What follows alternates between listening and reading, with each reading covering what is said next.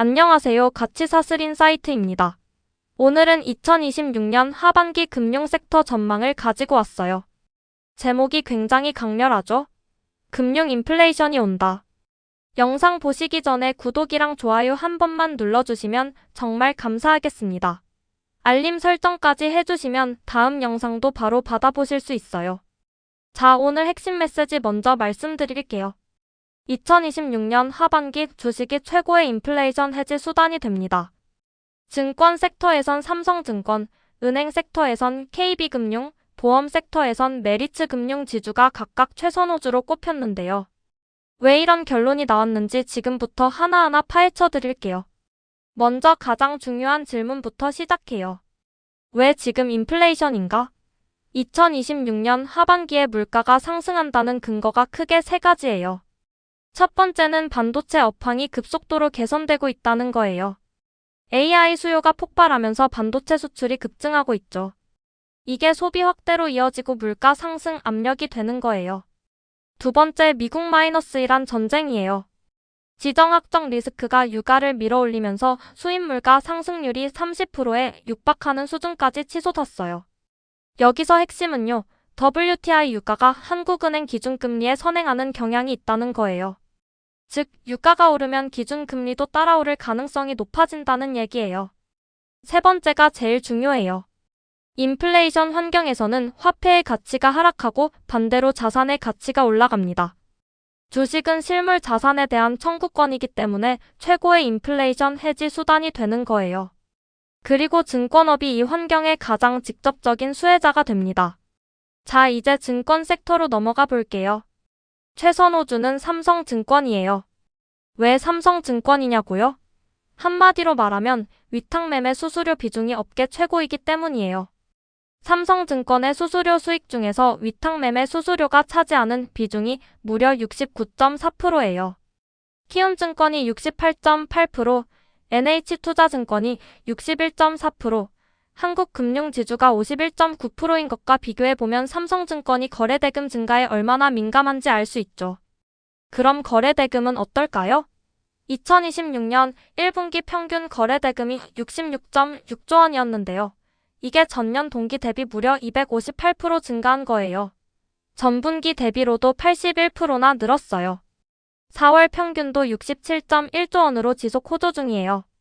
여기에 추가 포인트가 있어요. 정부가 모험자본 공급을 확대하면서 대형 증권사들이 발행엄과 IMA라는 새로운 자금 조달 수단을 활용할 수 있게 됐어요. 이게 장기적으로 ROE를 2%포인트, 1%포인트씩 끌어올리는 효과가 있거든요. 삼성증권은 아직 인가를 못 받았는데 만약 인가를 받는다면 추가 성장 여력이 더 커지는 거죠. 물론 리스크도 있어요. 기준금리가 급격하게 인상되면 대출 자산이 부실화될 우려가 있고 초대형 증권사들은 추가 대출 채권 한도가 자본의 100%만큼 더 많기 때문에 이 위험에 노출되어 있어요.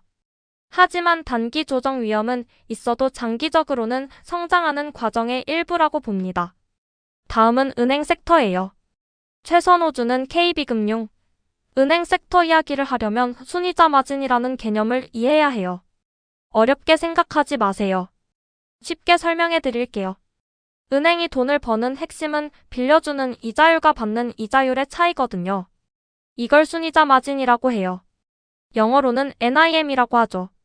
이자를 받는 쪽, 즉 대출은 변동금리 비중이 높아요. 반면에 이자를 내는 쪽, 즉 예금 같은 부채는 고정금리 비중이 높죠. 그래서 시장금리가 오르면 이자 수익은 빨리 오르는데 이자 비용은 천천히 올라요. 결과적으로 순이자 마진이 올라가는 구조예요. 지금 WTI 유가가 오르면서 시장금리도 기준금리 인상 가능성을 반영하며 상승하고 있어요. 이게 바로 지금 은행주를 봐야 하는 이유예요. 그럼 왜 KB금융이냐? 두 가지 이유예요. 첫 번째, 주주환원이 업계 최강이에요. 2026F 기준 주주환원율이 무려 83.2%예요. 신한지주가 52.4%, 하나금융이 50%인 것과 비교하면 압도적이죠. 게다가 7월에 시중은행들이 하반기 주주환원 계획을 발표할 예정이라서 추가 자사주 매입 기대감이 커요. 두 번째, 자본력이 가장 강해요. 강한 자본 비율을 바탕으로 주주 환원율 기록을 경신해 나가고 있는 게 KB금융이에요. 밸류에이션을 보면 2026F 기준 PER 9.5배, PBR 0.95배, ROE 10.5%예요. 다른 은행들과 비교해도 주주 환원율이 압도적으로 높으면서 수익성도 탄탄해요. 이제 보험 섹터예요. 최선호주는 메리츠 금융지주. 보험업에서는 지금 인플레이션보다 더 급한 문제가 있어요. 바로 CSM이 감소하고 있다는 거예요. CSM이 뭐냐고요? CSM은 보험 계약 마진의 약자로 보험사가 미래에 벌어들일 이익의 원천이에요. 쉽게 말하면 보험사의 미래 이익 창고라고 생각하시면 돼요. 이 창고가 줄어들면 미래 이익도 줄어드는 거예요. 그런데 왜 CSM이 줄고 있냐? IFRS 17이라는 새로운 회계 기준 도입 이후 보험사들이 계리적 가정을 어떻게 세우느냐에 따라 보험 부채의 가치가 크게 달라지게 됐어요. 이 때문에 업계 전반에 걸쳐 대규모 CSM 조정이 반복되고 있고 신계약 판매량도 줄고 있어요. 게다가 올해 연말에 손해율 실무 표준안이 도입될 예정이에요. 당국이 신규 담보에 대한 손해율 가정치를 일괄적으로 높여서 예상 손해율과 실제 손해율 괴리가 클수록 CSM 조정 폭이 커지게 되는 거예요. 그런데 메리츠 금융지주는 이 폭풍에서 상대적으로 자유로워요. 왜냐? 타사들이 가격 할인 경쟁을 벌일 때 동참하지 않아서 보험료 인상이 적었거든요. 항상 예상 손해율을 더 높게 잡는 보수적인 가정을 쓰기 때문에 CSM 조정에서 훨씬 자유로운 모습을 보여왔어요. 장기 손해율 가정도 업계에서 가장 보수적으로 세워놨기 때문에 올해 대규모 CSM 조정 가능성이 낮아요. 여기에 50%가 넘는 주주 환원율을 거의 대부분 자사주 매입 소각으로 소화해내고 있어요.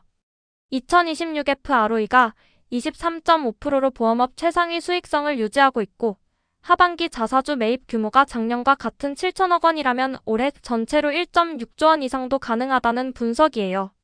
자, 이제 가치 사슬 관점에서 금융 섹터 수혜주들을 종합적으로 정리해드릴게요.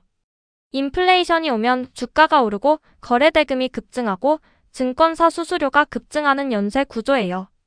증권 섹터에서는 삼성증권이 위탁매매 비중 69.4%로 최강이고 키움증권도 MTS 기반 리테일 특화로 거래대금 연동성이 최고예요. 한국금융지주와 NH투자증권도 관심 종목이에요. 은행 섹터에서는 KB금융이 압도적인 주주 환원율로 최선호이고 신한지주, 하나금융도 NIM 개선 수혜를 받을 수 있어요. 보험 섹터에서는 메리츠 금융지주가 CSM 방어력 최고의 주주 환원까지 강력해서 최선호예요. 삼성화재와 DB손해보험도 본업 회복 기대와 함께 관심 종목이에요. 이제 수혜주를 한눈에 정리해드릴게요. 증권 섹터에서는 삼성증권과 키움증권이 별 3개, 한국금융지주와 NH투자증권이 별 2개예요. 은행 섹터에서는 KB금융과 신한지주가 별 3개, 하나금융과 기업은행이 별 2개입니다. 보험 섹터에서는 메리츠 금융지주가 별 3개, 삼성화재, DB손해보험, 현대해상이 별 2개예요. 단, 이 자료는 투자 참고용이에요. 모든 최종 투자 결정은 반드시 본인 판단하에 하시기 바랍니다. 자, 오늘 내용 정리해드릴게요. 2026년 하반기 인플레이션 환경에서 주식은 최고의 해지 수단입니다. 증권업은 거래대금 급증으로 수수료 수익이 폭발하고 삼성증권이 위탁매매 비중 69.4%로 가장 직접적인 수혜를 받아요. 은행업은 기준금리 인상 가능성으로 순이자 마진이 올라가고 KB금융이 주주 환원율 83.2%로 업계 최강의 주주 친화적 행보를 보이고 있어요. 보험업은 CSM 감소라는 구조적 문제가 있지만 메리츠 금융지주는 보수적인 가정과 강력한 자사주 환원으로 이 폭풍을 피해가고 있어요. 물론 기준금리가 급격히 인상되거나 CSM 조정이 예상보다 크거나 거래대금 증가세가 꺾이면 단기 조정이 올 수 있어요. 항상 리스크도 함께 보시는 투자하세요. 오늘 영상이 도움이 되셨다면 구독과 좋아요 부탁드려요. 알림 설정까지 해주시면 다음 인사이트도 바로 받아보실 수 있어요. 가치 사슬 인사이트였습니다. 감사합니다.